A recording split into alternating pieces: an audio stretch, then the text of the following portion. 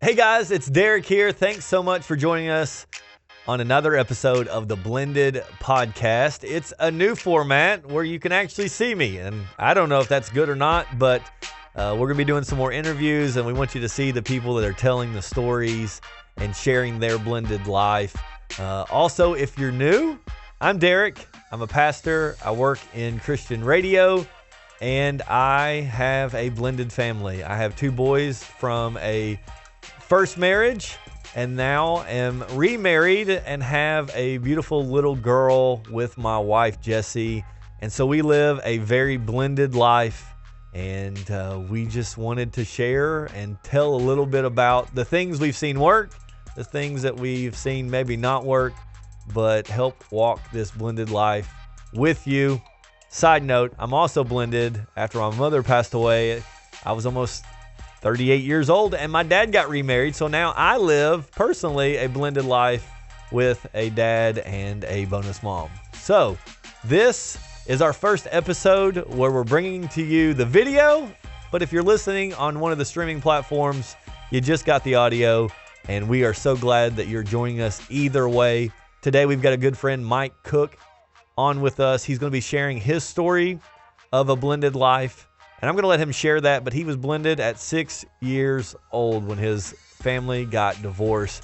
And we're going to look at his life from then all the way up to currently and how it affects his marriage and how he is raising his own kids. So let's get it started. All right, Mike, well, tell us a little bit about your blended life. Okay. Well, my parents were divorced when I was 6 years old. My sister was 4, so two of us from the family there. And so for the first year and a half or so, we actually lived with my grandparents and, dealt with all of that. And beyond that, then my dad actually got remarried to a lady who already had a daughter who was a year younger than my sister. And so our first experience kind of going back to that then was we went back to the house that we lived in before with our mom and dad, and now was with this new mom and new sister. So that, was interesting getting started. I was second grade or whatever after having lived with grandparents for a year and a half. And so that presented some interesting challenges in itself. I will say this from the start, though, a lot of times lessons are learned looking years back. My dad was away from the Lord, although he was a Christian. He had run from the Lord, and this divorce was actually what brought him back to the Lord. A pastor reached out to him and really helped him, encouraged him.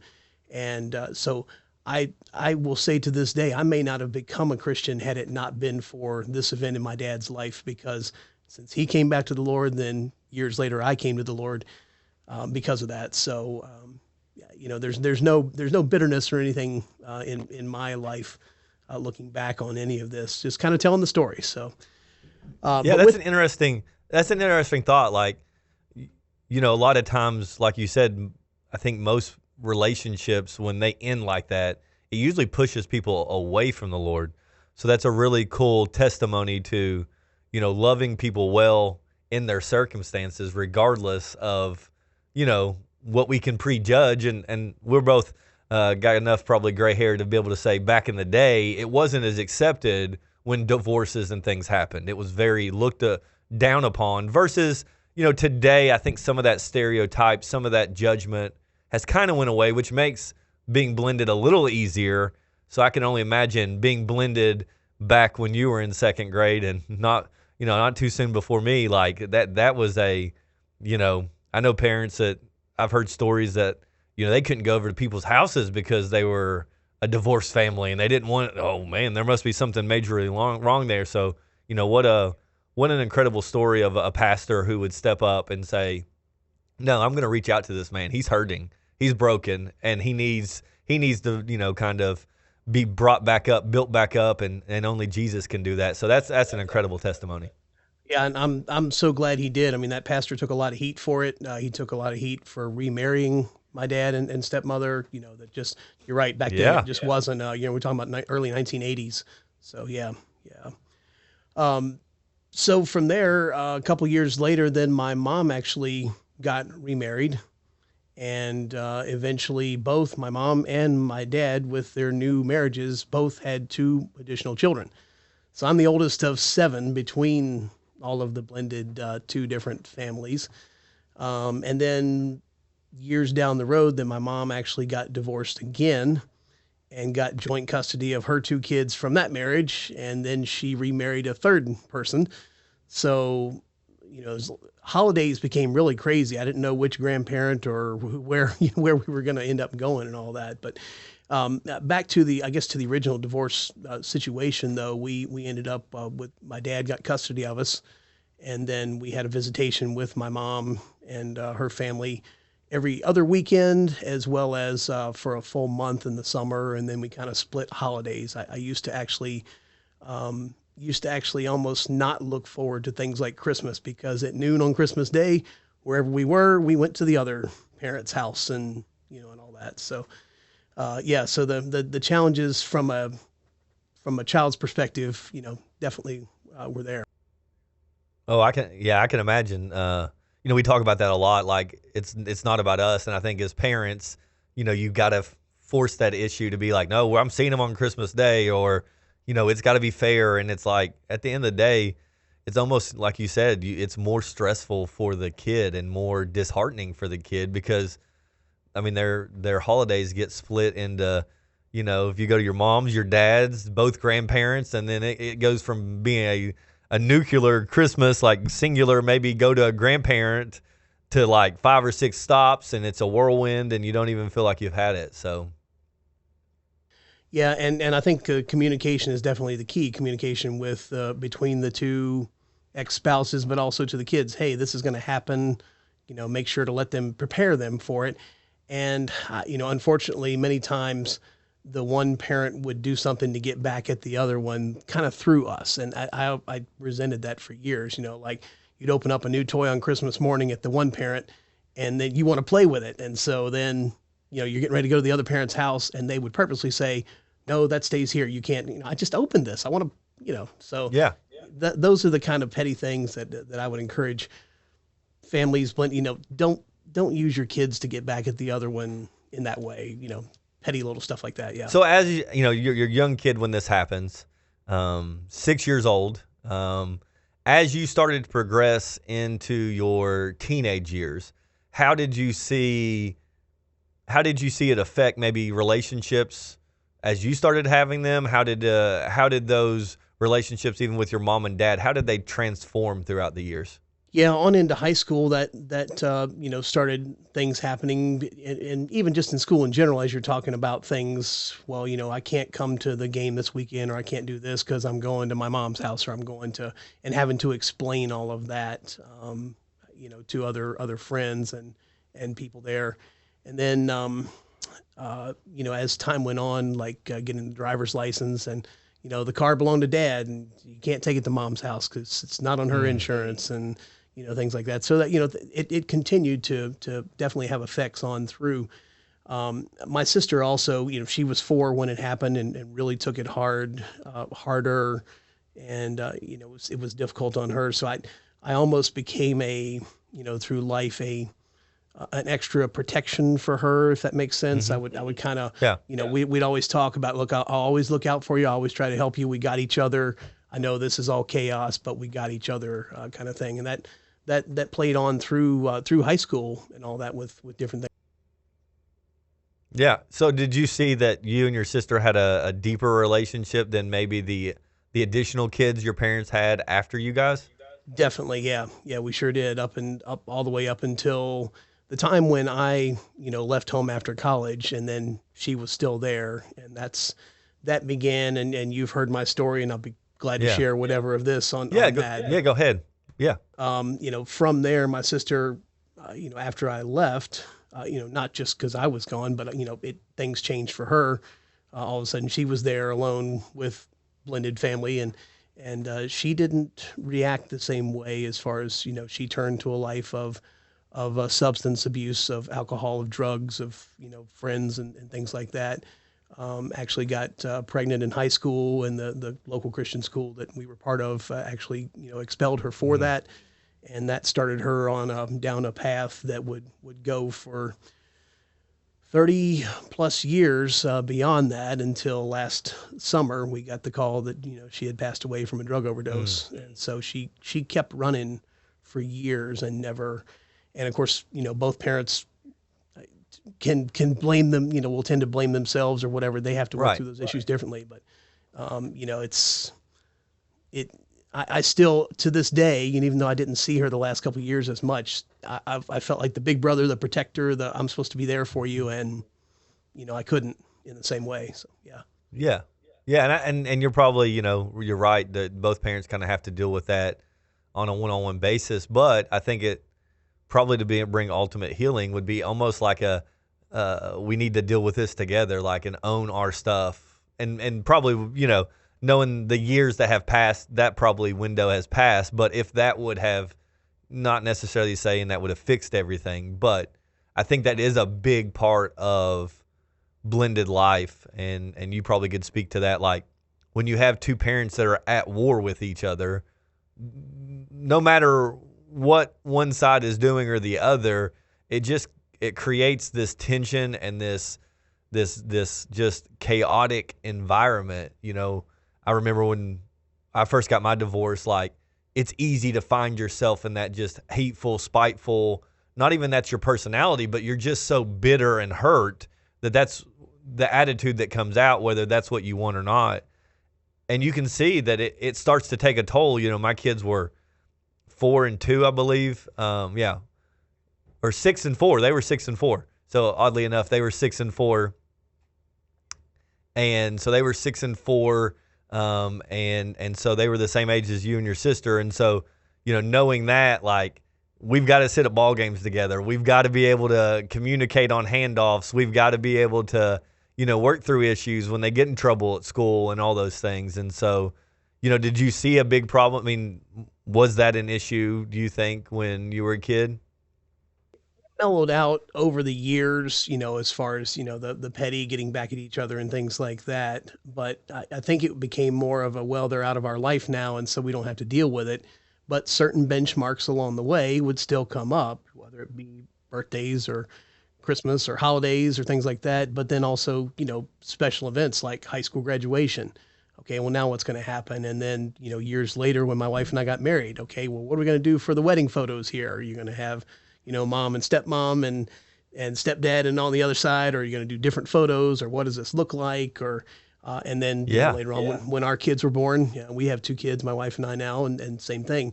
These are grandparents, and now our daughter's 11 and starting to ask questions about, which one's your real mom, which one's your dad, which one's, so Yeah. it has consequences through generations, not just, yeah. Yeah. Yeah. And I think a lot of that is stuff we just gloss over because it's done. It's done. Like, we're divorced. I'm moving on. I'm not speaking to you. It's behind us. But those things are the things that carry on with the kids. They remember the argument in the parking lot at the drop off because somebody was 10 minutes late, or they remember the argument over Christmas holidays. And like you said, it's already a chaotic season of, like, man, like, I'm going a million places. The last thing I wanted to hear is mom yelling at dad because dad was 15 minutes late getting me here because, Aunt Jan walked in and, we said hi to her for, 10 minutes because it's Christmas and now we're late. Like, I think the kids don't forget those moments like the parents can, as adults, as we can. We kind of just, it was something that happened, but I think, and you probably could speak into that, like, those are the things that carry along throughout the journey. Yeah, and I guess a caveat again. Once again, I have forgiven years ago, so Right. it's not a bitterness. Because I believe, as it's been said, bitterness is like drinking poison, expecting the other person to die. So that doesn't do anybody any good. But at the same time, it's easy to forgive, but sometimes it's hard to forget these things when those benchmarks come along, and it reminds you all over again. Oh yeah, our daughter's just been born, and now I've got to make phone calls, or I got to do, these things. Yeah. Yeah. Yeah. But I think the worldview also has a play in it. My dad came back to the Lord. My mom was not a believer in Christ, at the time, and over all those years. And so, the visitation from a, a more of a legalistic Baptist home with Christian school to going to my mom's house to where she almost, in some cases would say she rented me rated R movies and said, here, try this, or here's some music, or here's some whatever. Once again, I don't know if that was out of spite or if it's just, I consider myself a little bit more of a well-rounded person that I know, all kinds of stuff because of that, but not always good.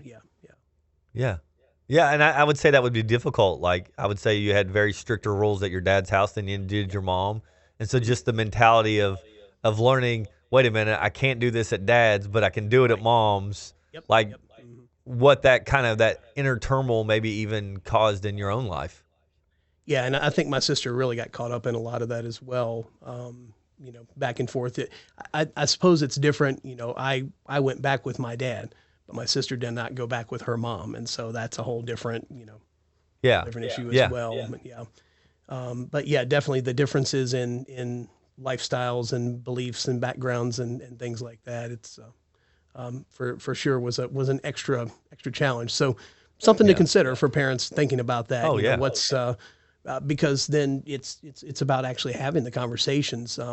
My stepfather, the guy my mom remarried, was so good to us. Another dad to me. He just passed away in December, and it's been another tough challenge. But I remember so many times where he would come and sit me down and say, hey, I need to let you know this is going on, and here's how your mom and I feel about this, and really just went the extra mile. He didn't have to do that. He had his own kids and all that, but I really appreciated that about him. And some would just say to the step parents, hey, just stay out of it. But he made a difference in my life over that time of turmoil. Yeah. So it sounds like he was really co-parenting before co-parenting was probably a term. Yeah. You know what I'm saying? Yeah, that's in the true. sense of like, you can't have such drastic lifestyles that it confuses the kids. Like, you've really got to co-parent, bedtimes don't have to be on the dot, or, there's things like that, but like they've got to be similar enough that you aren't just completely throwing off, the kid's life. And maybe because it was every other weekend with your mom, maybe it wasn't as impactful, but we do the Sunday to Wednesday, Wednesday to Sunday switch off. So every Sunday to Wednesday I have, my boys, and our rules and kind of routine is completely different than the Wednesday to Sunday morning. Like, every week, that would be a completely chaotic lifestyle from them. And so I think that co-parenting, I don't know when co-parenting came around, but that is, I think the key is like, yeah, you might not be married, but you still got to co-parent. You still got to, like you said, communicate and sit down and. Yeah. Our challenges came mostly in the summer because we stayed with my mom for a whole month in the summer. And so it's kind of like now you send your kids to the grandparents and you have to almost unprogram them when they come back because they've just gone for fun, And so imagine you growing up in strict legalistic rules, and all of a sudden you got a month in the summer where it's just fun and wide open and vacations and watch movies and do what you want. I mean, because that's what it was with mom or whatever. Yeah. And then when we came back, my sister and I were total monsters to my dad. I know, because all of a sudden you're showing back up after a month of fun and the rules come back into play. And it was pretty vicious every summer.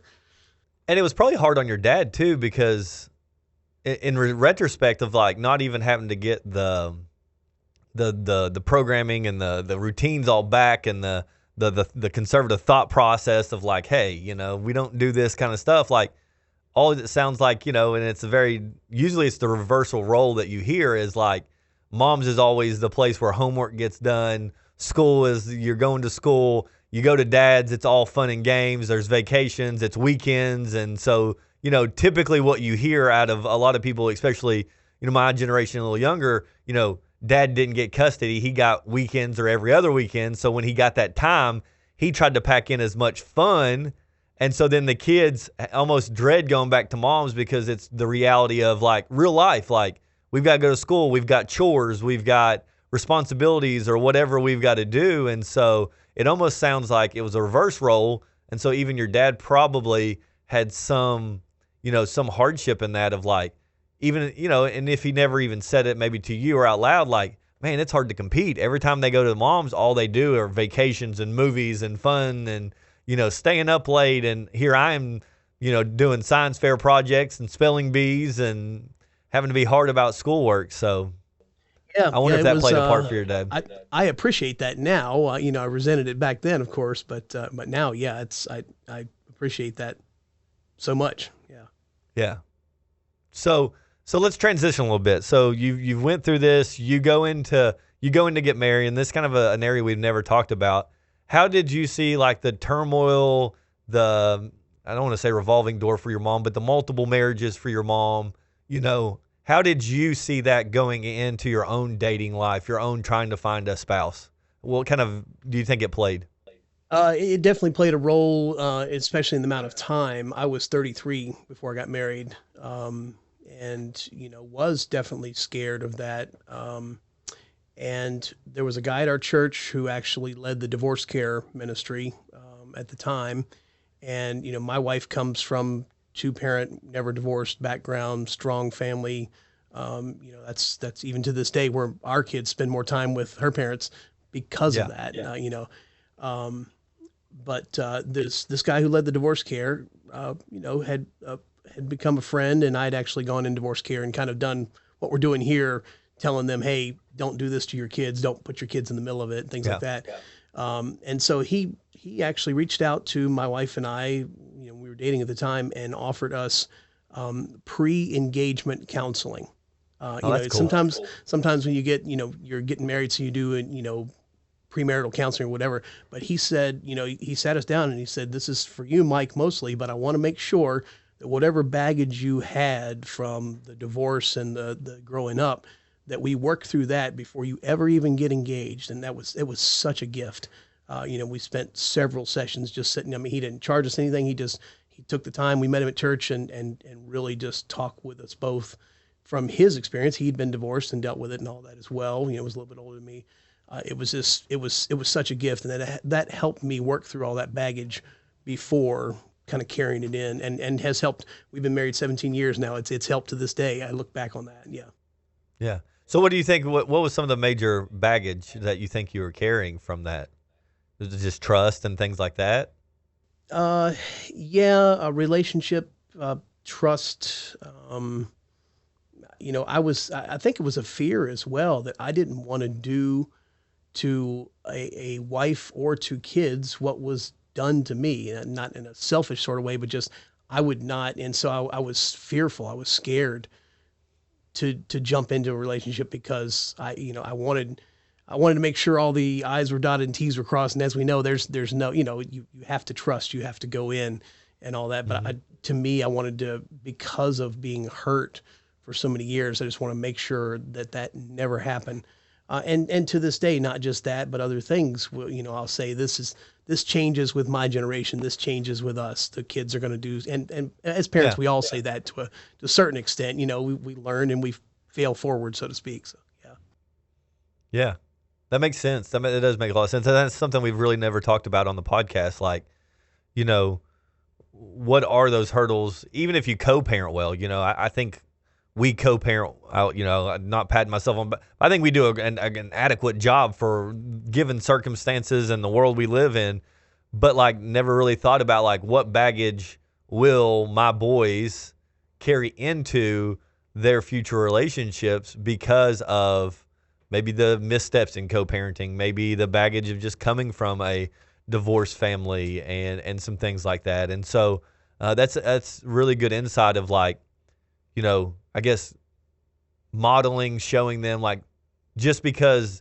dad and mom went through this doesn't mean that you're genetically going to make those same mistakes. Like they made their mistakes, they had their issues. That doesn't mean that's necessarily going to happen to you, but you still got to work at marriages and you still got to put the time and the effort in to make sure that it doesn't. Yeah, and even the statistics are out there so much about, children of divorced parents repeat you see that, and that added to fuel to the fear for me, knowing that just I really wanted to make sure that I wasn't going in there doing that. Yeah. So how have you seen, because of being a blended in a blended family, and your story is it's crazy. Like my boys were 6 and 4. They both have a sibling on either side now, and so that's kind of why I asked that question earlier. Like because they travel together, like they are. You basically, if you have one, you have them both. Like we try to do one-on-one time where it's like, hey, I'm going to take Kingston out for a day. He's my middle son. Or, hey, I'm going to take my oldest son out, Zeke. And I'm like, we tried to be able to still get some of that one-on-one time, but it's so hard, as you know, when visitations and summer happen, you're basically twins. Like it's a package deal. And so, even looking at it from that perspective of like they have siblings too. And so it's interesting. I've never really talked to someone who basically is going to be an example of what my kids at 6 and 4 are going to go through later in life because of having additional siblings and just, how hard that will be they're going to get out and get married and have their own families, and they're still going to be close to all their siblings, but there's always going to be that bond, like you said, between you and your sister because you kind of travel and you're the kind of the twinsies. Yeah, the stronger bond there, and then I guess a little of a stronger bond with the three siblings that were in the house where I spent most of my time growing up. Still a little stronger with those than the two siblings that I only saw every other weekend. And then by the time I hit junior year of high school, I quit doing the visitation. Stuff was going on at school, and so then all of a sudden it was just my sister going visitation every other weekend. But that's even come into play here recently in the last year because after losing my one full blood related sister, now I have a bunch of half siblings, and I don't have the relationship I had, with my one sister. Yeah, so it definitely is different. This past Christmas we took a group photo, and it's it's just different. Yeah. So that's interesting. So that's why I asked that. But now as a parent, and your story comes full circle, beautiful marriage, kids of your own. Like, what do you think that you take from being blended that, like you said earlier, well-rounded you to be who you are? How do you see that being a good thing as a parent? Knowing knowing the pitfalls that the kids could get into without, I don't say without supervision, but the stuff I learned at my mom's place was stuff that was the no-nos at my dad's place and all that. But knowing what that is and knowing, I think had I not, I might have grown up in the legalistic bubble, so to speak, where, and I have some friends like that who did. And, once they hit high school and they were shocked to get out in the world and find out what, so I have an appreciation for what the Lord allowed me to go through, good or bad, on that. But at the same time, the communication, I think, is such a key. It allows me to really think about preparing our kids for these things. Hey, as my daughter's 11 now, so I know the time's going to come here in the next couple of years. I'm going to say, guys don't really think that way. Here's what guys think, and here's what, or whatever the conversation may be. Having seen probably more than I should have along the way, having this conversation and even having them about, the blended parents. We had grandparents. My dad and mom were very young when I was born, so I still had great grandparents on both sides. And so, it really, I could have eaten like 8 meals every Christmas if I'd have gone to every different, thing and all that. But it became a lot of conversations, and now telling those stories to our kids about, the different interactions. Yeah. That's really cool. And I love I think the tie in here is you probably learned that not from your mom or your dad, but you learned that communication kind of value because of a stepfather. Yes. Yeah. Yeah. And I never even realized how much of that until he passed away this past December. And I was starting to look back on, cause they asked me to speak at his service, and, all of what he meant in my life. And it was different than his kids saying things or his, whatever. So, it was, yeah. Yeah. And it's key. And that's something we do things very similar. Like if there's a decision or if there is some conflict between their mom and I, like me and my wife will sit down and just be open and honest of like, hey, this is what's going on. This is the side we fall on. This is where your mom falls. We're struggling to make the best decision for you guys. Do you have thoughts on it? How does this make you feel? How is this affecting you? And And my wife and I are both from, I'm blended now because my mom passed away. My dad got remarried, which is a whole other, to be almost 40 years old and your dad remarries is a whole different blended.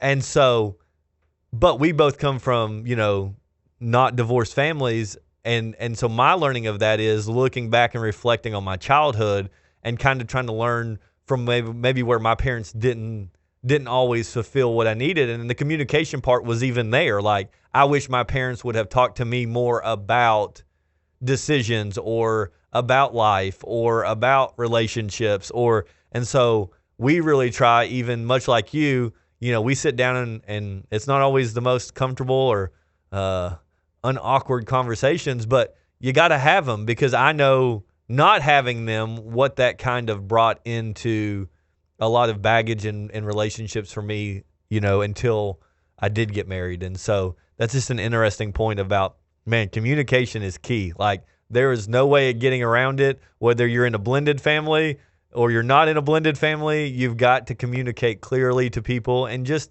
have the tough conversations that people want to shy away from. Yeah. Yeah. And when you're hurt, I have to think in both parents' cases, this is a person who hurt me and continues to hurt me.